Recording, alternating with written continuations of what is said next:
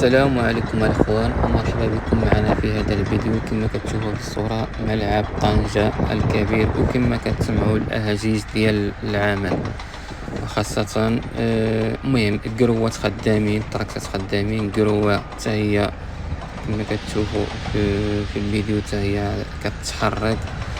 الاهازيج ديال هيلتي اللي كيهرسوا بها الصواري من كل جهة، من تحت من اليمين الشمال، كل جهة كتسمع الصداع ديال هيلتي، ديال الاهازيج ديال هيلتي. ما عرفتش انا السمية د هاد الماكينة في اماكن اخرى في المغرب، واش حتى هي نفس السمية عند هيلتي او عندهم شي سمية اي اخرى. المهم كما كتشوفوا الاخوان، كما كتشوفوا الاخوان، فهو ما عدا لكمش شي تقدم ملحوظ، ولكن راه الخدمه كاينه كما كتسمعوا الصداع والاهاجيج ديال الخدمه.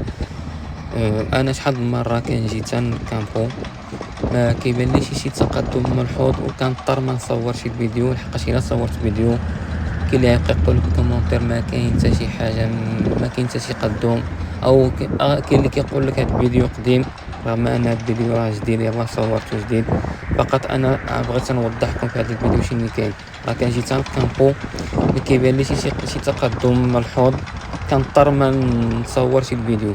والخدمه كاينه حتى من الداخل على الاخوان، من الداخل اكيد راه كاين التقدم، ولكن راه ممنوع تدخل تصور من الداخل، وحتى من برا راه ممنوع، راه حيت السيكوريتي داير على الملعب كامل.